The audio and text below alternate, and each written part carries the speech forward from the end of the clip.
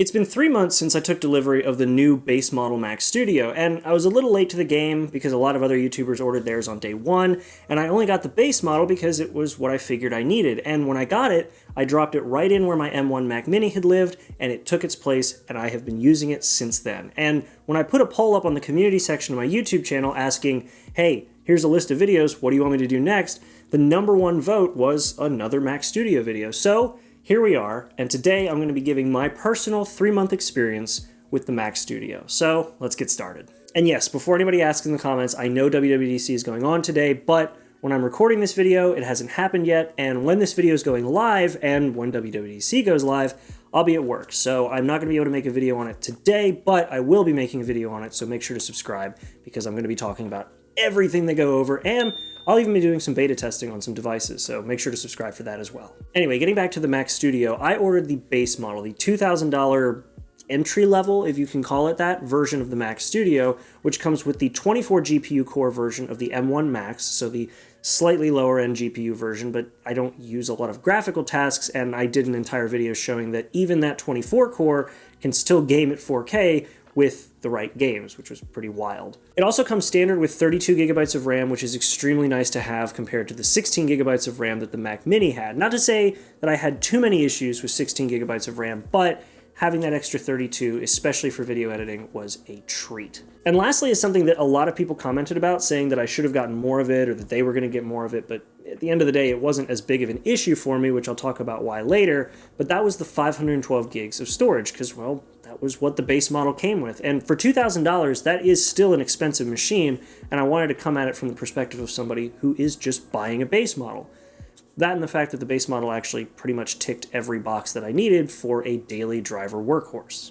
Actually, Editor Garrett's going to hop in right here and talk about storage because it was so not a big deal for me that I forgot to mention it later in the video. Yeah, storage wasn't a big deal. Everybody said you should get more storage, 512 isn't enough for a pro machine, or I'm going to get more, but because of the work that I do, and because of how I try to keep things backed up and separated, and I keep specific tasks on my computer, and then I move everything else that is not necessary for the computer to function, I move it off to another drive, I have probably a good 15 terabytes worth of data plugged in through various means to this computer, including backups, current tasks, everything. And performance hasn't been an issue for drive speed. Even though the drive in the Mac Studio is fast, I haven't had a drive speed issue. And on top of that, the drives that I use have higher amounts of storage, and I could just literally unplug it from my Mac Mini, plug it into the Mac Studio, and I was done. So if you want to know how little the 512 gigs of storage affected my workflow,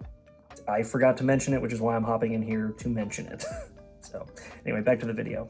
Now, I've already done a video talking about the whole design of the machine and the ports on the outside, and generally the base model itself has been exactly what I was expecting. It's been the perfect workhorse for me. I've had no real issues with it, and really the only thing that I would change is sort of a small thing, but it's the Thunderbolt port options, because the upgraded version has Thunderbolt on the front, and the base model only has it around back, and the front USBs are just USB-C. And I didn't think much of that when I was ordering it, or even when I was talking about the features, but I have had a few instances where it would have been nice to have, but for me, I'm not spending $400 to get a chip that I will never fully take advantage of just to get Thunderbolt around the front. For that cost, I'll just stand up, reach around my desk, and plug in the Thunderbolt accessory to one of the many open ports on the back, because now I have more ports than I know what to do with. And yeah, other than that, the layout's been perfect because the footprint is the same as the Mac Mini, so it dropped right into where I was using the previous Mac Mini, and it fit perfectly. And having ports around the front, I've seen some comments saying, wow, revolutionary. Look, Macs haven't had ports around the front since the giant cheese grater Mac Pro, and even the new cheese grater doesn't have them on the front, it has it on the top. So when you're coming at it from the perspective of a Mac user and not from a PC user who can have 80 bazillion ports taking up, a giant space below your 12 disk drives, it's a nice thing to have, okay? Just let me have this. Anyway, the overall layout is great. I've been a huge fan of how it just sits on my desk quietly, very quietly. People were complaining about fan noise, but unless I actively listen to it, I haven't really had any issues. It drives both my work displays with no issues, and the port selection around back is abundant and actually mostly unused in my case, because I still have 2 full Thunderbolt ports available, a USB slot available, the headphone jack, and the HDMI port, all still open. I just didn't need them. But as I said in a previous video, it's better to have ports on tap than it is to be tapped for ports. So that's a plus. When it comes to the performance of the machine, it's impressive. In fact, I already did a video sort of drag racing all of my other machines against this. You can check that out right over there. But to summarize, it's fast. All right, I'll give you a bit more detail than that. When I actually went and did render testing on programs that can run on both my PC and my Mac, my PC, admittedly, is a little aged. It's got an 8700K, which is a slightly older CPU, and it does have a slightly older GPU. The new Mac Studio is obviously way newer, has a lot newer parts, but I figured that for the overclock that I had put on my PC, the dedicated GPU encoder, I thought that that would be an even fight. And there was one instance where it was, and every other instance where it wasn't. And that's not even to mention the fact that it just destroyed the Mac Minis, both of them, and it also, unsurprisingly, dominated the i9 MacBook Pro that I had moved from when I first switched over to Apple Silicon. In terms of raw performance, coming from the M1 Mac Mini up to the Mac Studio, it was very noticeable on the very top end of performance. I could do significantly faster edits and renders on Red RAW footage, Blackmagic RAW, and even my day-to-day videos. I can crank them out so much faster in the export time, and if I decide to use higher bitrate footage, like color correcting on Red, I can see a massive improvement in the playback speed because of those extra performance cores and the fewer efficiency cores. I mean, not to say that removing 2 efficiency cores is what made the computer faster, but possibly going from 4 to 8 performance cores would have done it. That and going from 8 GPU cores to 24.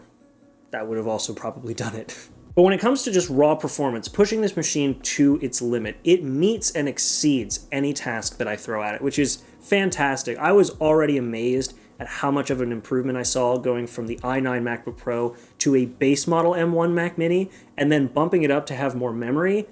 It was fantastic. And this was pre-optimization for Apple Silicon. Now that things are optimized, it's even better.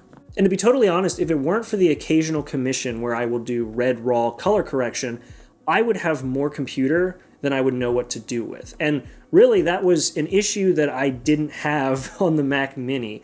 I had a higher ceiling to work with when I got the Mac Mini, but I hit that ceiling as I began to expand just my own workflow. And when it came to the work that I was getting for commission, especially with Red footage, it was immediately running right to the limit and not meeting my expectations. This, on the other hand, meets my expectations for the few fringe instances where I'm pushing it out to the maximum. And for everything else, it's just more computer than I would have needed if it weren't for, again, using high-end RAW footage on a very rare occasion.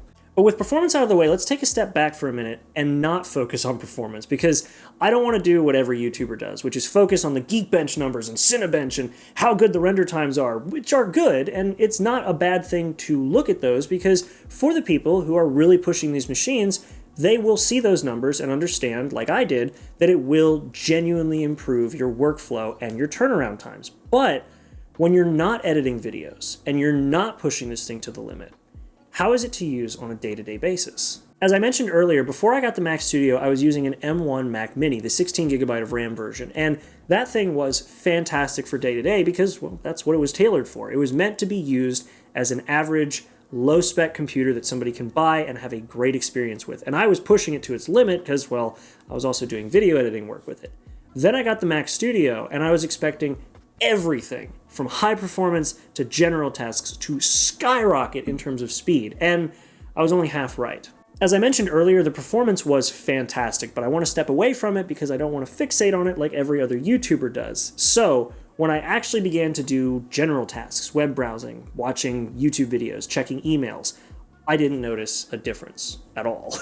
And the way these chips use their performance and efficiency cores can actually be seen by opening Task Manager, because when I do day-to-day tasks on the basic M1 chip, you're looking at maybe 15 to 20% of each efficiency core being used. If that, it's really not much of a task for these efficiency cores to browse the web or check email. However, when you're looking at the M1 Max that only has 2 efficiency cores, it's using closer to 50 to 60% of that efficiency core set because there's only 2 of them versus 4 on the basic M1.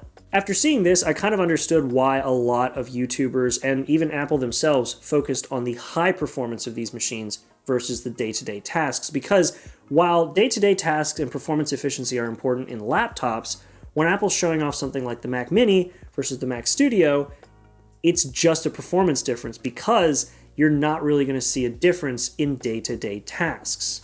And I've told people this when they ask me, hey, you got the Mac Studio, do you like it? I tell them, yes, it is a fantastic tool for my job that can also double as my day-to-day computer. And they ask, well, do you think I should get it? And my answer is usually, if you are not putting this computer to the test, if you are not pushing this computer hard, at least once a week, maybe more, I would not recommend getting the Mac Studio. And I tell them this because these computers are tools, whereas the M1 Mac Mini is a day-to-day home computer that I happen to just be pushing harder than most. Using this computer for 3 months and seeing the day-to-day performance contrasted by the raw performance when I really push this machine really opened my eyes to realizing that this is a tool. And I knew that, and back in my head, I knew that Apple was designing it to be a work tool for studios, but something about it just made it seem as though it was a general computer because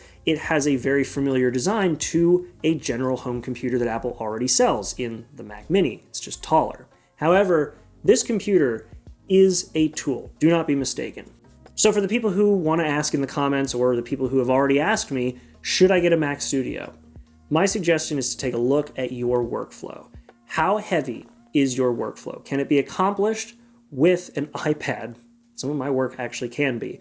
Or can it be accomplished with a Mac Mini with the M1 chip? Could it be accomplished with anything other than this machine? And if the answer is yes, but, then you might want to look into a Mac Studio. But if the answer is just yes, just get a Mac Mini with an M1. Or if you want portability, get the M1 Mac Pro or the M1 MacBook Air. Or if you can really pull it off, get an iPad with the M1 chip. That's what I did. And I can actually use some stuff on the go, which I never thought I could do. And who knows, since WWDC is happening today, maybe we'll finally get some more pro apps for the iPad, but I've already done a video about that. You can check it out over there. At the end of the day, these 3 months of using the Mac Studio have been fantastic. It is the best tool that I could get for the job that I do. And for those who are looking for that same experience, this is a fantastic computer. But for everybody else, look for something that isn't going to cost you $2,000 and isn't going to be used at 25% of its power for 90% of its life. Again, I highly recommend any of the M1 computers, even the iMac. Those things are fantastic bangs for the buck. And yeah, that's it. The Mac Studio is the right tool for the right job, but it's up to you to determine whether the job that you're using it for is the right job. And with that being said, hopefully you guys enjoyed this video. Thank you so much for watching. Make sure to subscribe. Like I said, I'm going to be doing a lot more content. We've got WWDC stuff coming up. I put in the poll about another video, and the winner for the poll this time around was a retro review on the iMac G3. So that'll be an interesting one to do. And of course, please leave a comment down below. I do try to read them. I try to respond if it's something that I think I need to respond to. But aside from that, I really do hope you guys like this video. And again, thank you for watching, and I will see you all in the next one. Please make sure to be there and have a good one.